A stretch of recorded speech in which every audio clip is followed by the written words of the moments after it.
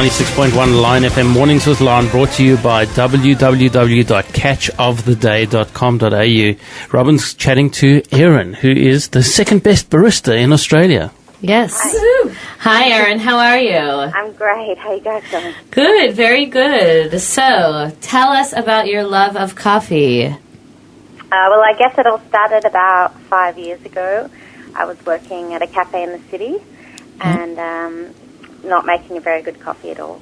Then I met some great baristas and just started to learn a lot from them, and it all went from there. I started competing in 2007, and in my first year I came second in Victoria, so yeah. Wow. So what does it take to be a brilliant barista? Well, I guess to start you need some great coffee. Yeah. And a lot of dedication. I guess if you want to become a competition barista, it takes a lot of practice. Before this recent competition, I was practicing probably around 20 hours a week, and that was on top of my job.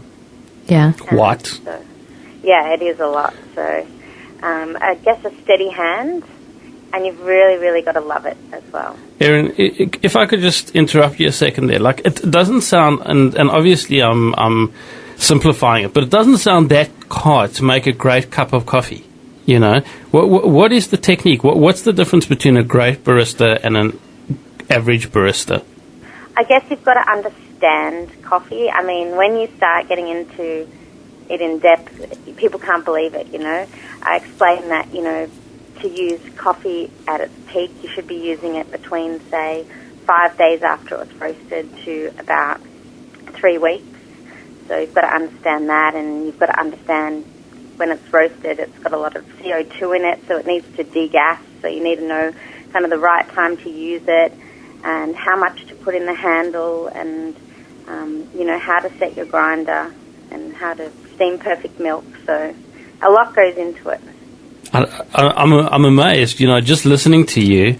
Like, I wouldn't consider myself a coffee expert, but I certainly do enjoy good coffee. And sometimes I go to coffee places and it tastes like the coffee's burnt. What is that? It tastes like the beans have been burnt or something. I don't know what it is, but it's just not great. When coffee's fresh, it's actually got some oil within the bean, and caffeine is actually pretty horrible. It's quite bitter, and it does taste like that.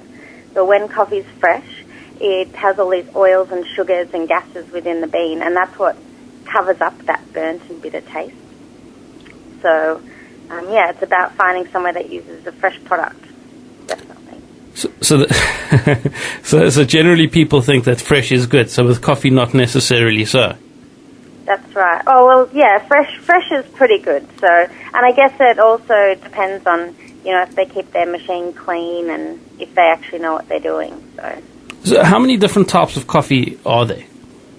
Oh, so many. I mean, you can get one bean from one certain origin and roast it many different ways. So that's one way to make coffee taste different. But I don't even know how many different coffees there are. You know, so you get different blends and different, a lot like whiskey, I think, as well. With whiskey, you get single malt and you get what are they called, the blends and. That's right. Well, we get single origin, so a bean from one place, and that one might taste sweet. So we realize, well, we don't just want this to taste sweet. We need it to have a bit of acidity. So we'll get another bean and go, oh, that tastes quite acidic. We'll blend that in with it. And, you know, then we'll get one that's quite, you know, tastes a bit stronger. So we'll think add some depth to the blend. So how much? We create a blend. How much is dependent on, let's say, the coffee, the bean, as compared to the barista? Like, how much is barista and how much is the actual bean in making an unbelievable cup of coffee? Well, I guess the coffee is very, very important, but if the final step, you think about all the steps that beans go through, you know, they're grown far away and the farmers put a lot of love into it, and then it's processed, and then it's packed and shipped, and then it gets to us, and then we roast it, and then we have to blend it and find the perfect blend, and then finally it gets to the barista and they stuff it up. So I guess it all comes down to the barista in the end. So do you work do you work in the coffee industry? I do. I work for Veneziano Coffee there in Abbotsford. Yes, I've seen the sign. I've seen the sign around at the coffee shops. Yeah, so we roast locally, and we're roasting every day. So we're really, sending out a fresh product. And I work in there. I work looking after about 40 of their cafes around the city. Okay, and so how do you make sure that they don't mess up your product? I mean, that's a huge thing. From what you're saying is that the barista is essential in making the coffee taste good. That's right. Well, we don't really sell to anyone. I guess we need to pick the right people and see their passion. So it's like an exclusive thing. You can only buy coffee if you know how to make it well. They have to make it well, definitely. And what we do is we have a lot of people on the road visiting these cafes every week to make sure they are doing the right thing, and we offer them free training so they can take that up whenever they want, so they can learn more. We really support people if they want to compete as well, and you'd be amazed if you saw the barista competitions. I mean, one barista on stage with 7 judges judging you. It's pretty nerve-wracking. They say a morning without coffee is like sleep. So someone like me, I'm not into coffee, and I would really like to be. But one time I had an iced coffee, and I had such a bad reaction. I was shaking like a leaf for hours and hours. But, sometimes I pass by the coffee shops and that smell. Like, I would really like to get into it. So what would you suggest? Like, how can I, get into it, have a coffee and not shake like a leaf? Like, what would you suggest? Well, maybe start with something weak, like start with a weak latte or something like that. A latte is weak?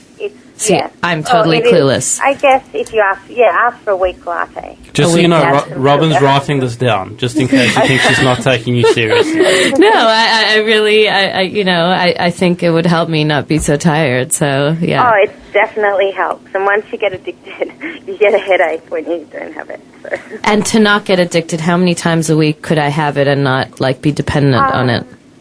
Maybe skip every second day. Right. But it will help you. Maybe have it just in the weekdays to help you get ready for it. Erin, how many cups of coffee do you drink a day?